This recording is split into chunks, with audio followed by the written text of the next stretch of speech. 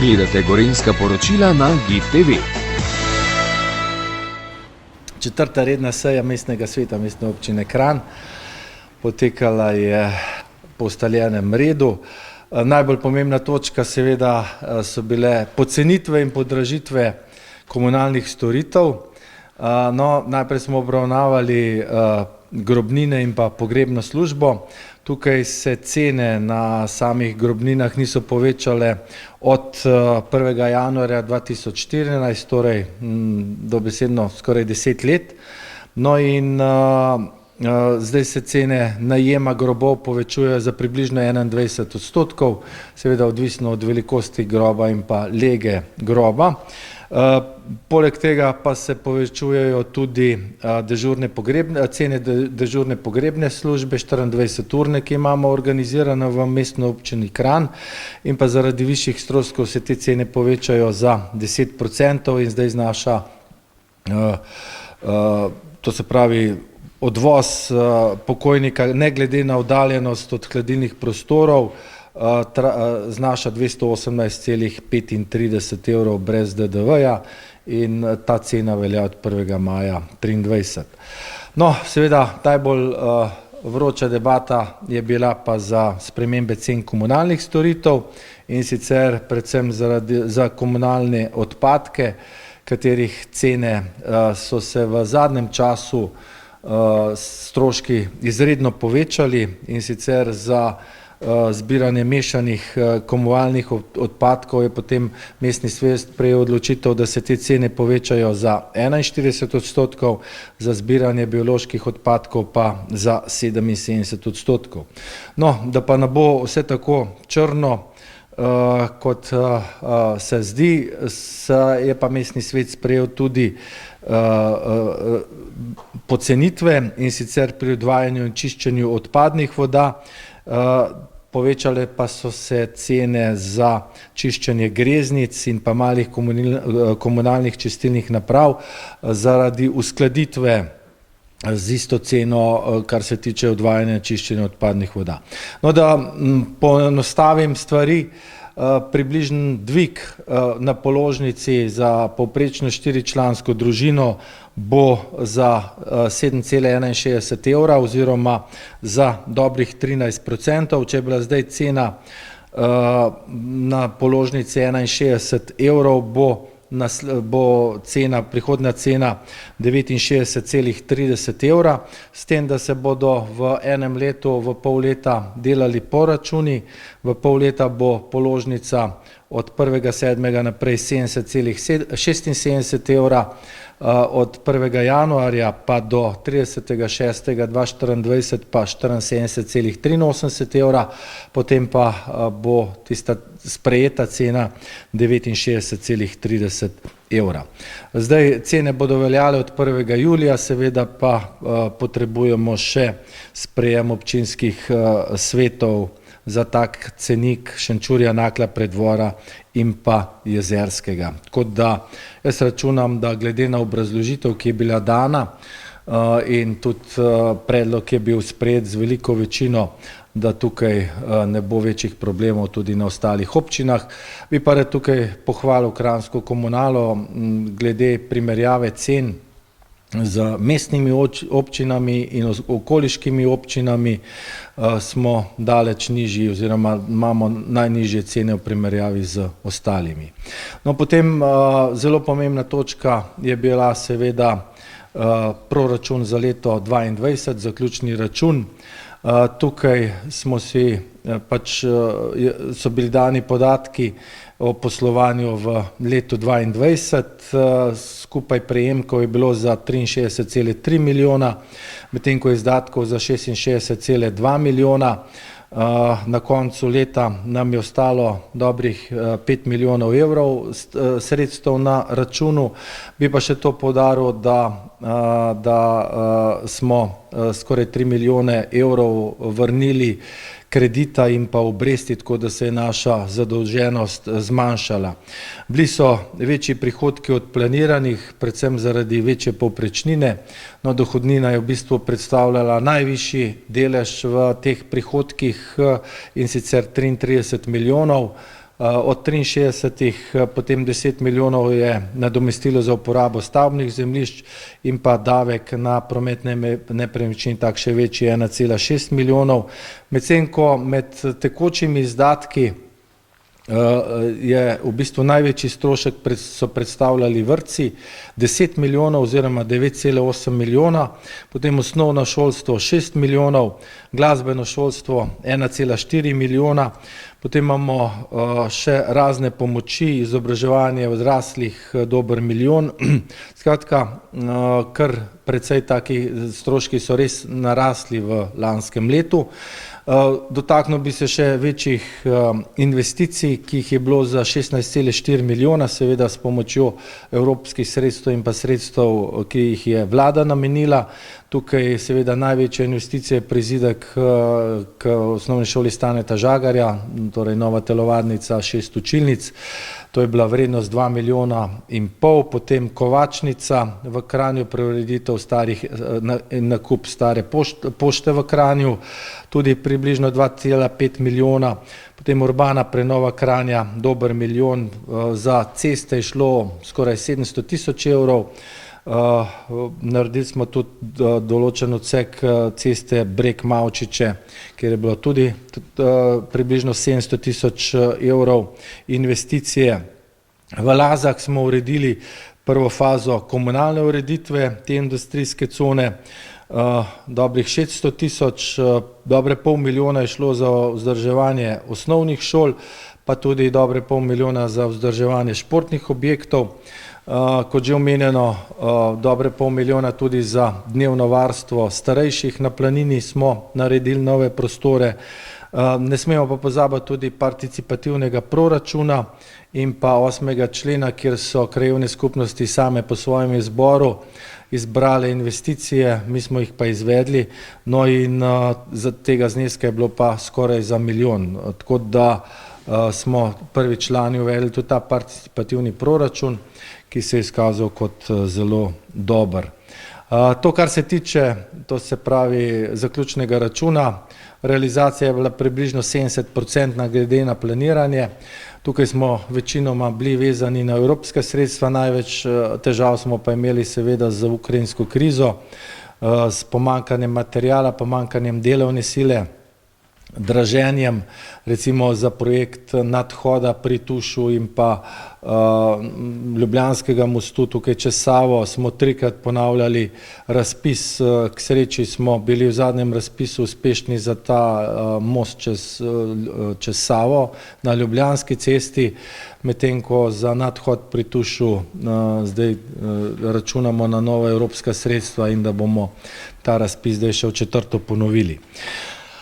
Financiranje krajevnih skupnosti, prišlo je do spremembe odloka, svetnice in svetniki so se strinjali, da se sprejme po hitrem postopku, to se pravi v enem branju. Gre za odlok o kriterijih in merilih za financiranje delovanja krajevnih skupnosti, tega smo sprejeli leta 2021, lani smo ga prvič uvedli v prakso in seveda so se pokazale določene pomanjkljivosti oziroma pokazali so se določeni predlogi, da ta odlok lahko izboljšamo, zato je bil tudi soglasno sprejet, tudi krajevne skupnosti so sodelovale pri tem. Bistveno je, da krajevne skupnosti dejansko svoje projekte opredelijo v NRP-ju, to se pravi načrtu razvojnih projektov, in pa posamezna krajevna skupnost se lahko odpove pravici porabe teh sredstev in jih odstopi drugi krajevni skupnosti, ta pa potem v prihodnjih letih ta sredstva lepo lahko vrne. No in pa kar nekaj krajevnih skupnostih ni toliko aktivnih, lani nismo od nekaterih dobili podatkov, kaj si želijo, zato smo pa zdaj uvedli to varovalko, da tudi mestna uprava lahko predlaga, če krajevna skupnost ni aktivna, kaj bi se na določeni krajevni skupnosti od projektov lahko izvedlo. No in pa nazadnje še posebna komisija, ki bo skrbela za to in preverjala, da so predlogi res izvedljivi in tudi, da se izvajajo v predpisanem roku. No, to je bil pomemben člen seveda za krajevne skupnosti oziroma za vse občane in občanke. da sodelujejo v teh projektih. Poleg tega smo sprejeli tudi po hitrem postopku spremembe in dopolnitve odloka o ustanovitvi javnega zavoda, Zavod za turizem in kulturo Kranj. S tem je možnost, da ta zavod prevzame v upravljanje kranjsko tržnico. Poleg tega pa smo regulirali tudi izvajanje tržnih dejavnosti, to se pravi pridobivanje dodatnih prihodkov na strani tega zavoda. Ob koncu smo se seznanili tudi z poslovnimi rezultati javnih zavodov v mestni občini Kranj. Večina zavodov je v letu 2022 delala pozitivno in glavne presežke so uporabili za investicije in pa opremo. Negativni izid 4.000 evrov je bilo na Gorenjskem muzeju, pa dobrih 5.000 na Zavodu za šport, ki bodo prvi zavod Gorenjski muzej bo pokrival izgubo iz prihodkov oziroma presežkov predhodnih obdobij, medtem ko Zavod za šport bo pokrival iz tržnih dejavnosti v letošnjem letu. No pa na Orehku so imeli kar precejšno izgubo dobrih 17.000 evrov predvsem zaradi povišanja cen energentov. Tam se pa predvideva tudi pokrivanje to izgubo iz presežkov prihodkov v letu 2023 in pa seveda potrebno bo malo bolj skrbno spremljanje poslovanja. Glede na dobre rezultate lahko rečem, so potem mestni svetnice in svetniki sprejeli tudi izplačila delovne uspešnosti do 5% osnovne plače ravnatelja oziroma direktorje, medtem ko pri kranjskih vrtcih bo šlo samo 3%, ker je bila 70% realizacija, medtem ko za direktorico Gorenjskega muzeja izplačila zaradi negativnega poslovnega rezultata ni. Moram pa tukaj še poudariti, da so se pa izplačilu odpovedali direktorji Zavoda za šport, Zavoda za turizem in kulturo Kranj in pa LJAG-a.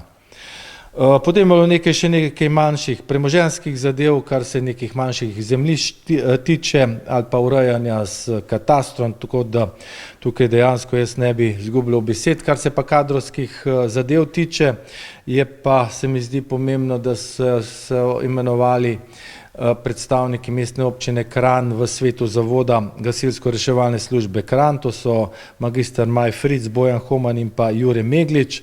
V LAS oziroma lokalno energetsko agencijo Gorenjske je bil kot predstavnik mestne občine Kranj imenovan Iztok Jenko, potem v svet osnovne šole Orehek Kranj Željko Ivančič, Srečko Štagar in pa Marjan Tušar, in pa zaradi odstopa mestne svetnice Sonje Mašič v svet osnovne šole Jakoba Aljaža je bil imenovan Aleksandar Okiljevič. Prav tako je nadomestni član v osnovni šoli Matija Čopa Kranj postal Marin Perkovič Karadža.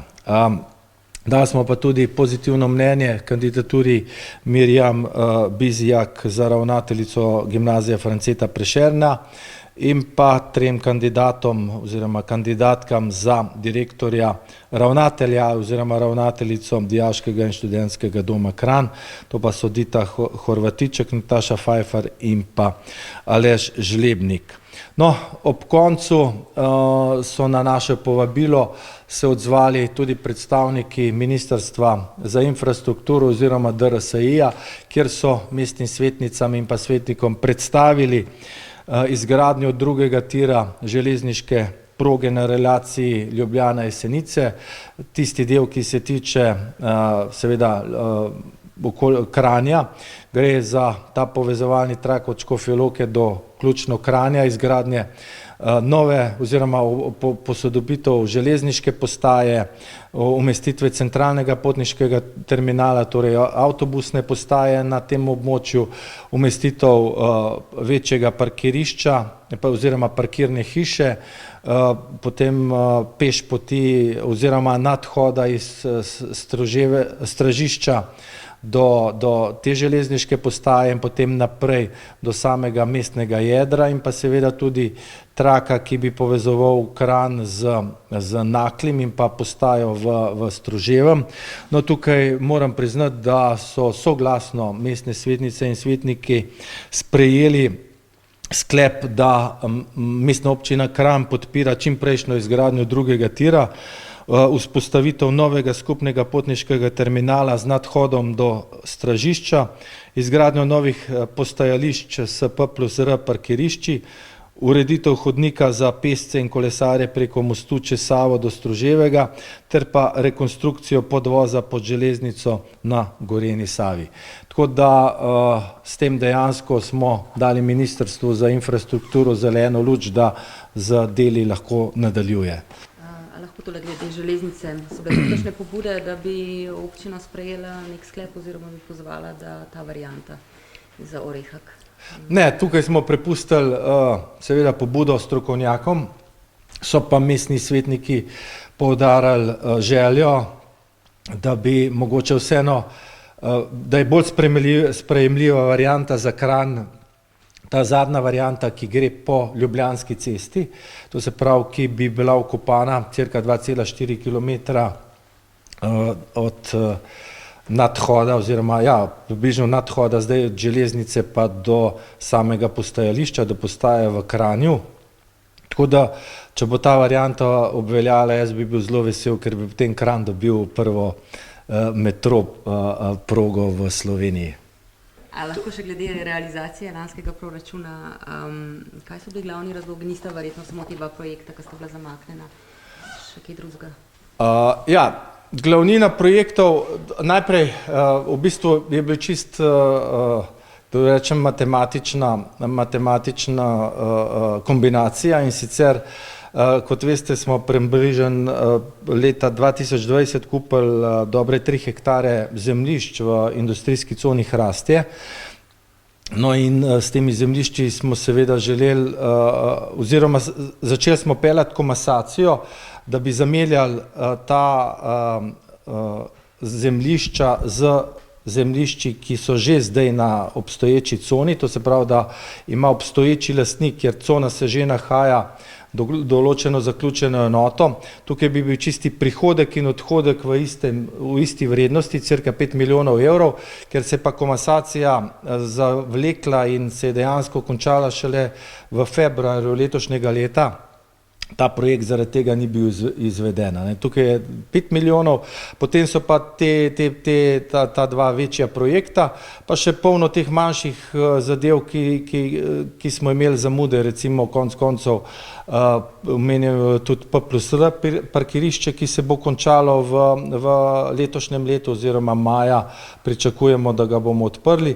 V glavnem glavnina je seveda vezano samo na sama investicije, ki je, s proračunom je pa tako kot je poudaril podžupan na sami seji, realizacija proračuna se vedno giblje v zadnjih 10 letih tam okoli 70%, seveda probamo čim več stvari vriniti v sam proračun, odpreti čim več NRP-jev, zato da čez leto ne delamo rebalansov, to se pravi čim več projektov v sam proračun, potem pa čez leto delamo prerazporeditve, odvisno kater projekt se nam bo prej odvil oziroma kje bomo dobili evropska sredstva. Tako da je to za mene čist v redu, dejansko tudi v letošnjem letu in tudi vsa prihodnja leta bomo poskušali vse te ideje, ki jih imajo tudi mestne svetnice in pa svetniki, vključiti v NRP, imeti tista osnovna sredstva za pripravo projektne dokumentacije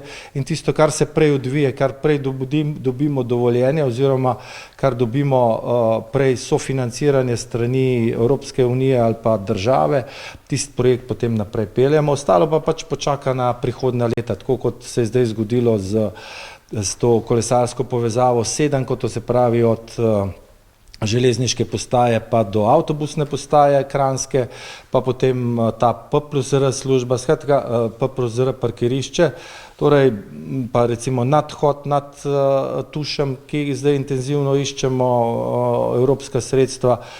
Dejansko, če ne bo, ga bomo zamaknili pa v prihodnje leto, vemo, da že 4. leto zdaj poteka, odkar iščemo gradbeno dovoljenje za nov dom za upokojence. Začeli bomo s projektom vrta Sonček, skratka, To so projekti in zdaj seveda nismo pa v taki finančni kondiciji, da bi lahko vse te projekte sami izvedeli, računamo na evropska sredstva in tam, kjer se pokaže priložnost, potem ta produkt oziroma to investicijo začnemo razvijati.